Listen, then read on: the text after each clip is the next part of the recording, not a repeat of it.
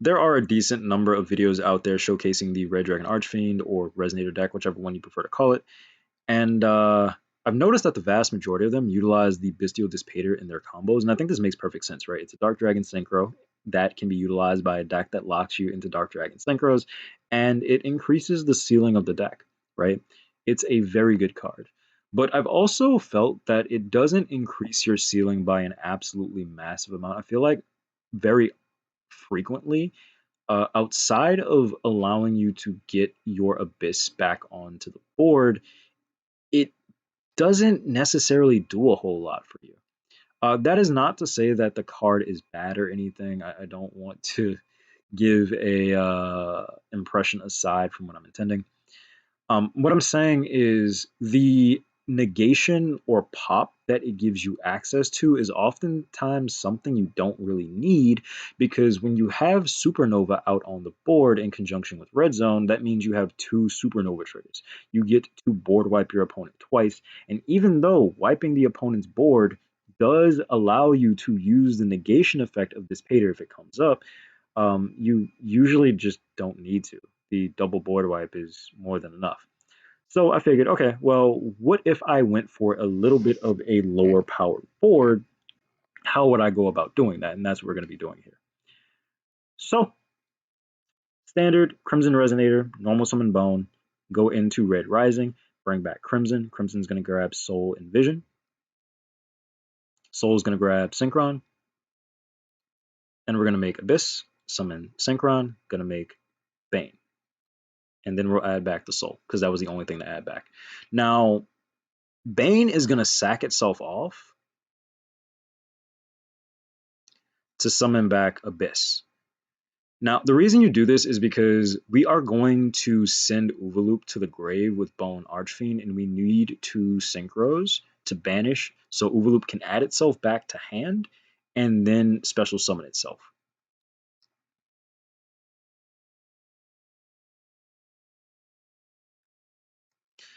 Also, you really want to target Crimson here so you can activate Vision's effect and search out your Crimson Gaia immediately instead of having to wait, at least in my opinion.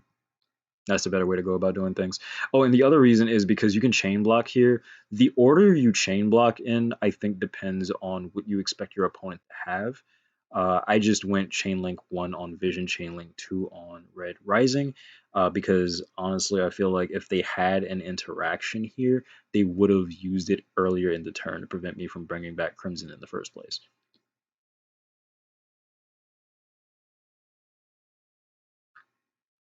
So we banish, banish again, and then we make Red Supernova. And here I added back Crimson Resonator. There's two reasons for this. The main one is just if the opponent has something like a Lightning Storm, a Raigeki, a Dark Hole, or whatever, what we can do is banish the Soul Resonator to protect all of our cards. That one instance, right? But then, if our board does get whittled down by some means, we can actually use Crimson Resonator again to get more tuners onto the board, right? So there's two considerations here, but the bigger one, in my opinion, is getting that extra insulation by leaving the Soul Resonator in the grave. And the reason I comment on this is because I have watched a decent number of like dueling book replays and like locals gameplay videos and stuff like that, and I've also played with the deck a little bit myself, and I feel like the most common misplay that I see is adding the Soul Resonator back to the hand, especially when it's not needed. Like sometimes I understand because like you want to have that follow up, right? Like securing a follow up is very very good. But if your board is like fully established and you have like everything on here, especially if you're going for the like this Pater board, right? I think it would behoove you to, protect yourself as much as possible by putting the soul in the grave. But beyond that, we add our red zone, we set our red zone, and just for proof of concept, right? Red zone, bring back Bane. This could be something else, but if your opponent uses Dark Ruler no more, you can flip your red zone, and then you can chain the Abyss to that, targeting the Dark Ruler no more, protecting yourself. You could also use Abyss to negate an evenly matched. Yeah, there's a couple of different things you can do. I actually run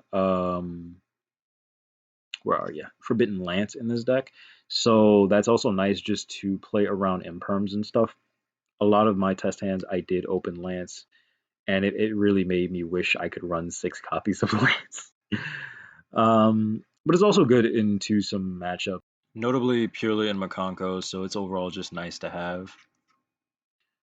But yeah, like the main difference here is you would actually have 3 synchros on board prior to activating your red zone, and the third one, instead of being Bane, would be the Dissipator. And again, the Dissipator, if you trigger the Supernova, you can now negate one of your opponent's cards, monster effects specifically. But another like really nice boon of Dissipator is the fact that so many people are on Prosperity right now, and Dissipator just shuffles back whatever.